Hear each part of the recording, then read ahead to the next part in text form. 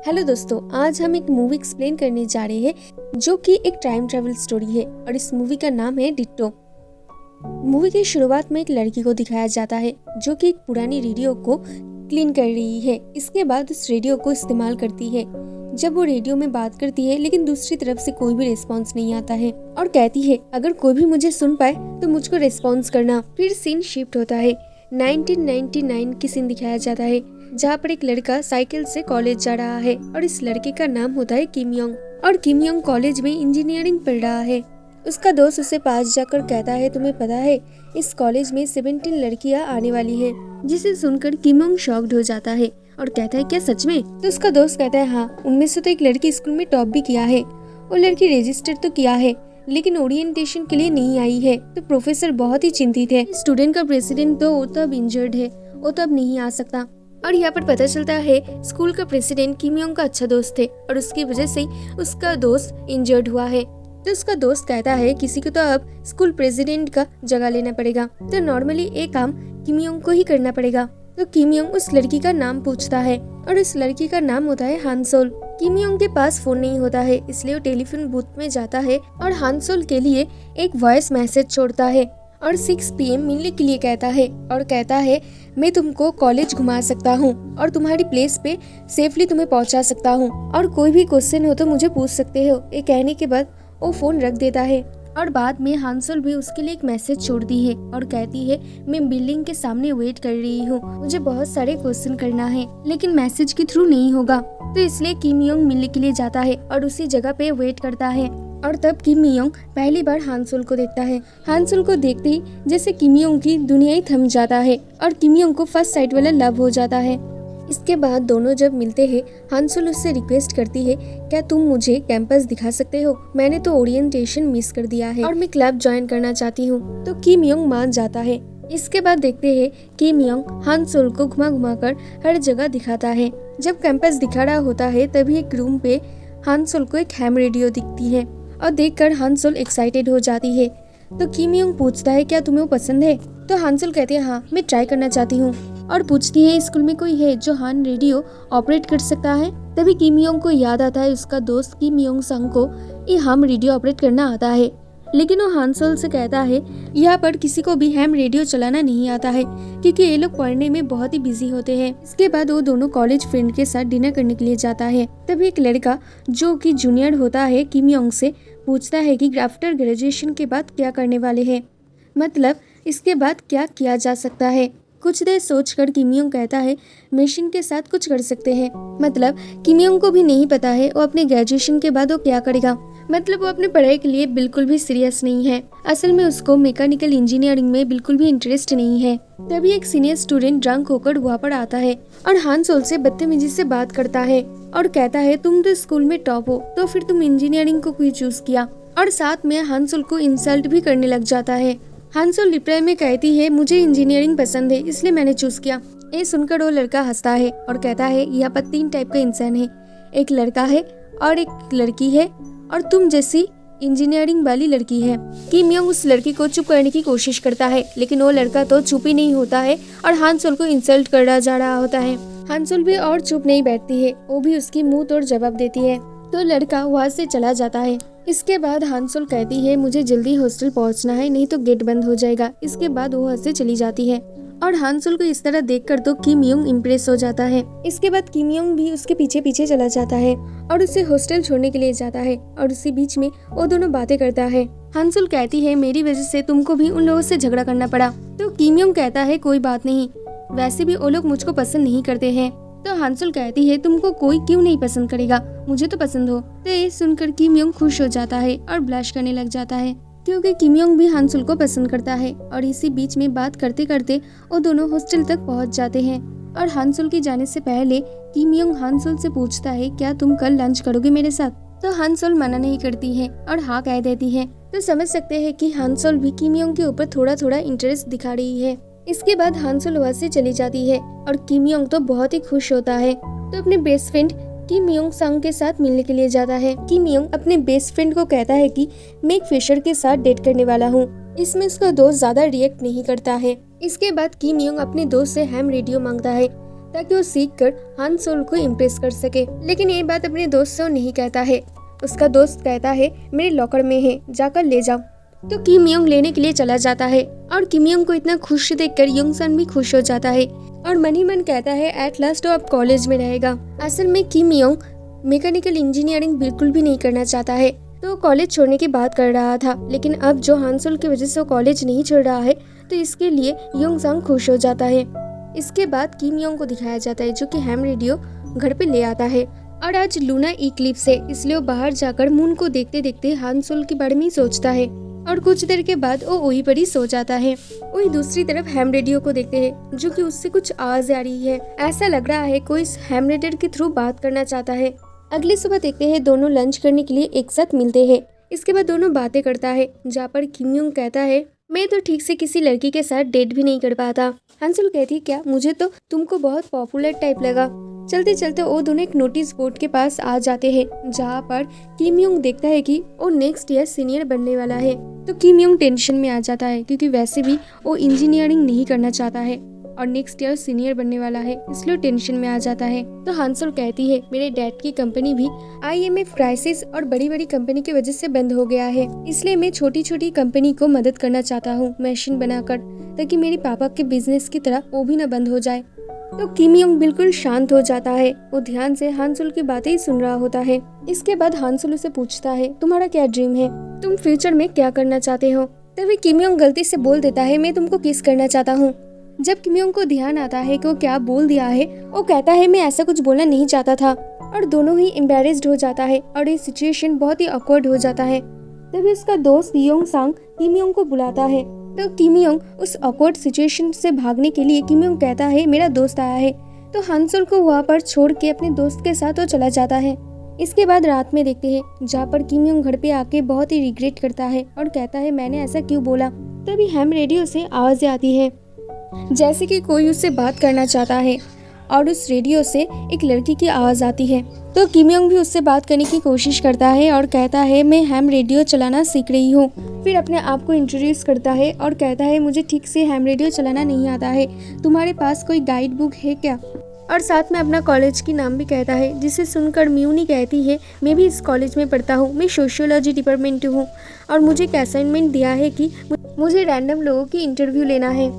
किम Yong कहता है मैं तुम्हारी मदद कर सकता हूँ, लेकिन इसके बदले तुम्हें मुझे हैम रेडियो बिगिनर बुक देनी होगी। तो फिर वो लोग डिसाइड करते हैं कि वो लोग स्टूडेंट काउंसिल बिल्डिंग के पास दोपहर में मिलेंगे।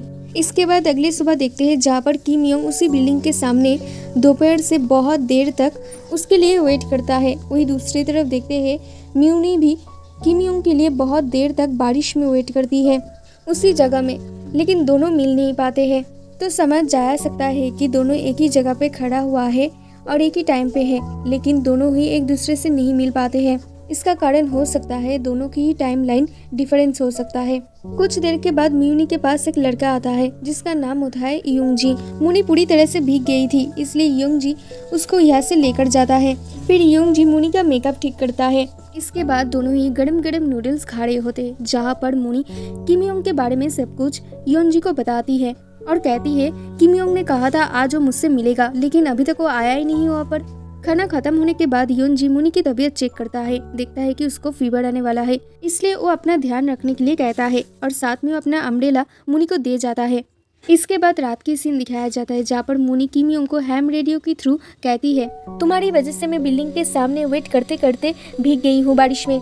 किम योंग कहता है बारिश तो हुई नहीं थी, बल्कि कितनी धूप थी, तुम्हारी वजह से उन्हीं धूप में मुझे रहना पड़ा। तो मुनी बारिश होने की प्रूफ देती है और कहती है तुम्हें सुनाई दे रहा है कितनी जोर से बारिश हो रहा है। लेकिन किम योंग कुछ भी समझ नहीं पा रहा है, क्योंकि किम योंग के टाइम पे बारिश नहीं हो रहा है बल्कि बहुत ही गर्मी है, और उन दोनों में लड़ाई हो जाता है और इसी बीच में उन दोनों का जे हैम रेडियो की कनेक्शन वो टूट जाता है।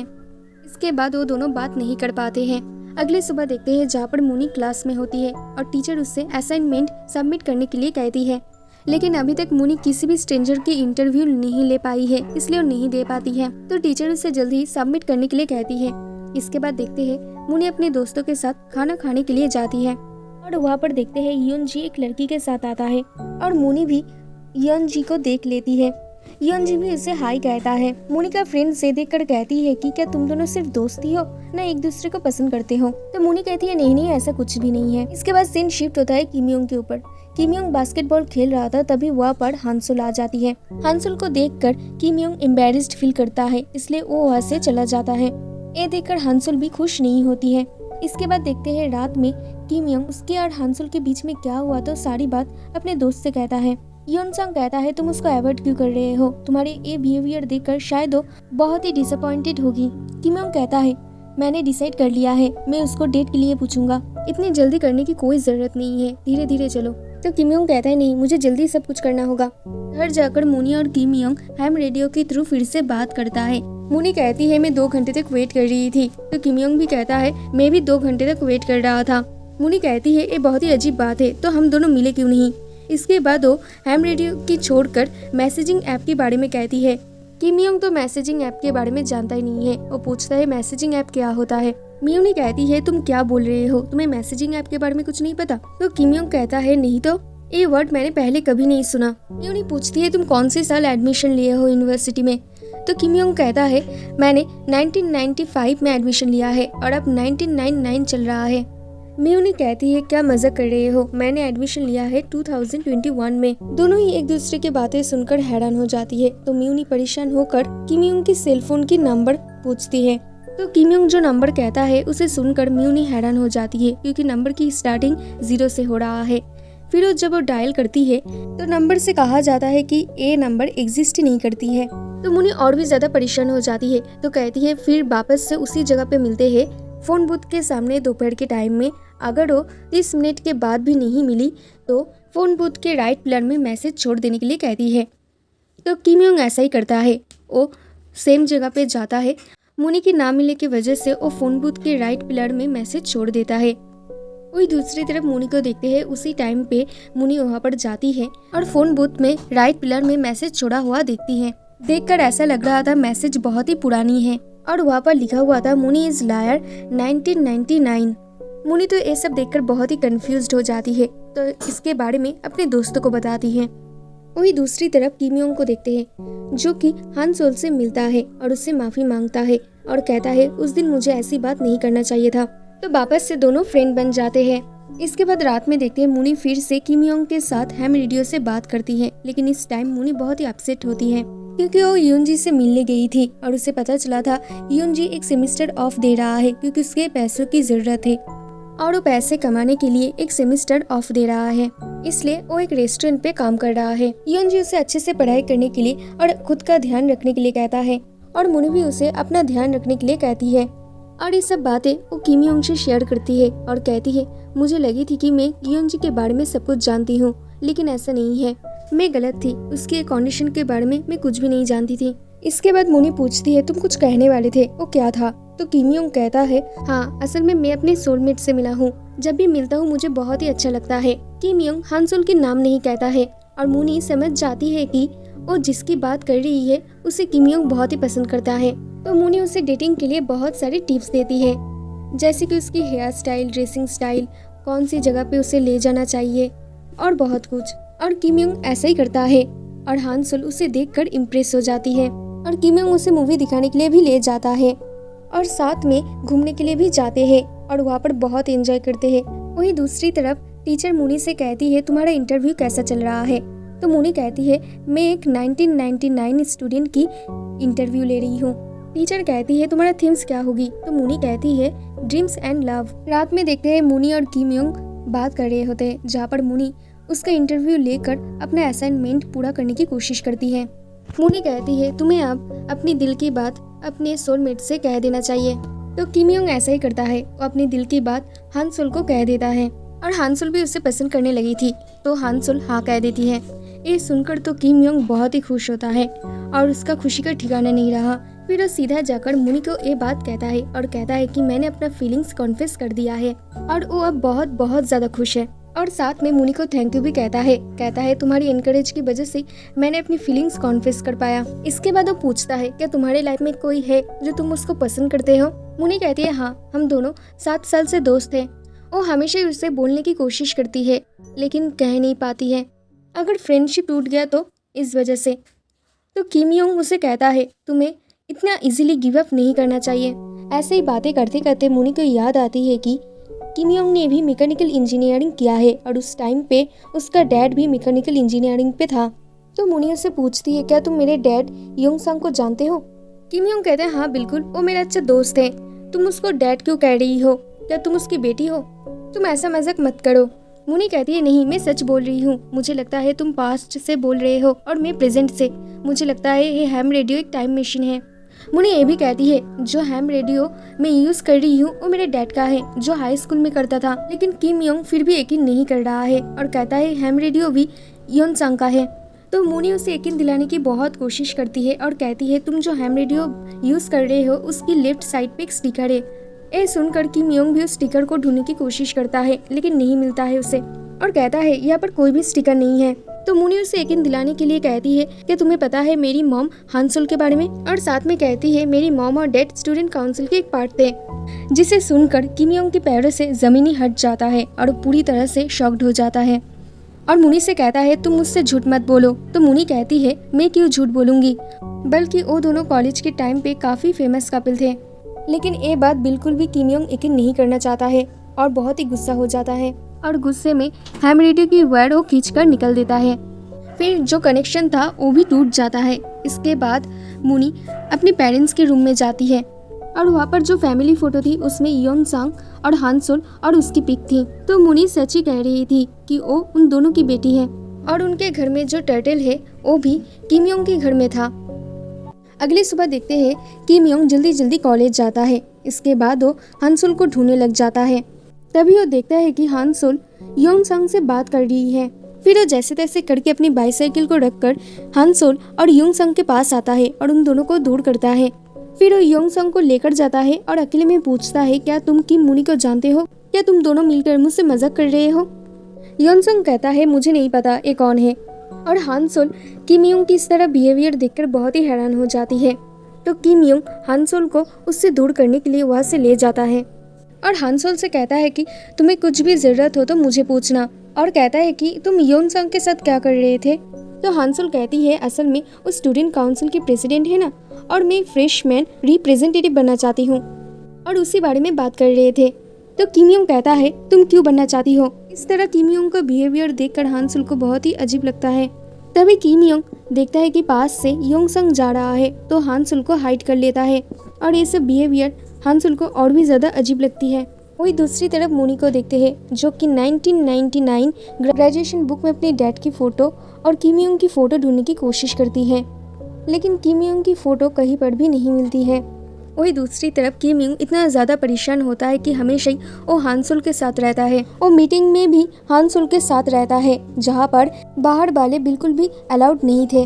तो हानसोल उसे जाने के लिए रिक्वेस्ट करती है लेकिन किम योंग नहीं जाता है। इसका दोस्त मतलब प्रेसिडेंट आता है जिस वजह से किम योंग को बाहर जाने के लिए कहता है।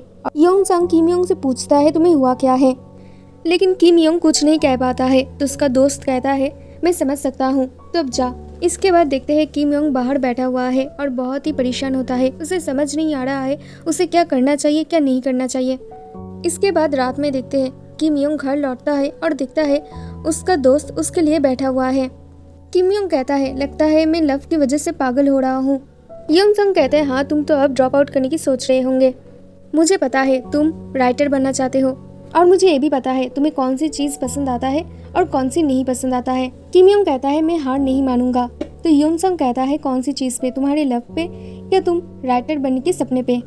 तभी देखते हैं किम योंग की और फ्रेंड्स आते हैं और उनमें हानसोल भी होती है। इसके बाद योंग संग वहाँ से चला जाता है।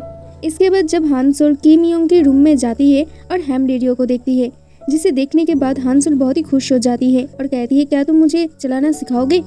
लेकिन किम योंग तो आजकल परेशान रहता है, इसलिए वो हानसोल से कहता है मैं तुम्हें बाद में सिखा दूंगा। तो हानसोल कहती है प्रॉमिस करो।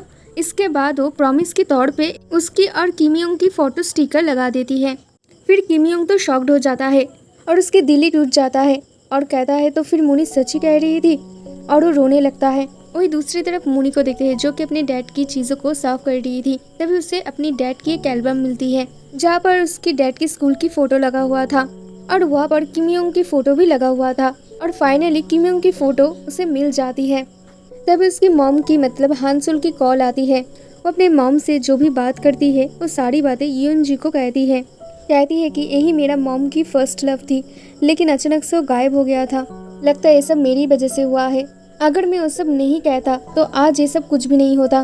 तो यूनजी उसे समझाने की कोशिश करता है और कहता है तुम अपने आप को ब्लेम मत करो।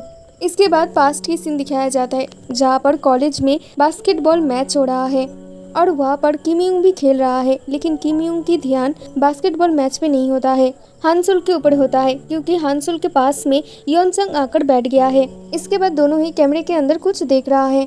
ये देखकर किम यूंग फ्रस्ट्रेटेड हो जाता है और दूसरी ओपोनेंट टीम की एक मेंबर को धक्का दे देता है। फिर से किम यूंग हानसुल की तरफ नोटिस करता है, देखता है कि हानसुल और यूनसंग अभी तक भी कैमरे के अंदर कुछ देख रहा है। फिर से मैच स्टार्ट हो जाता है। इस बार ओपोनेंट टीम मेंबर किम यूंग को धक्का मारता है। किम यूंग को चोट लगता है, लेकिन जब वो उठता है फिर हानसुल के पास जाता है, देखता है कि यूंग और हानसुल अभी तक भी कैमरा को ही देख रहा है। किम यूंग यूनसंग से कहता है तुमने डिनाइड किया था, तो यूनसंग कहता है किस बारे में। तभी किम यूंग उसे मारने लग जाता है। इसके बाद जब यूनसंग दवाई लगाकर बाहर आता है, देखता है कि हानसुल को। हानसुल कहती है क्या तुम ठीक हो? यूनसंग कहता है हाँ मैं ठीक हूँ। किम यूंग ऐसा इंसान नहीं है, तुम उसे गलत मत समझो।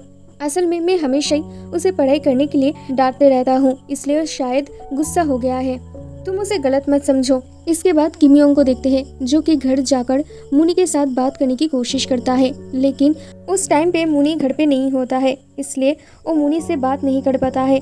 इस वजह से वो मुनी के लिए एक मैसेज छोड़ देता है और इसी बीच में देखते हैं कि उसका टाइटल का नाम होता है मुकमैन, जो कि घर से बाहर जा रहा है।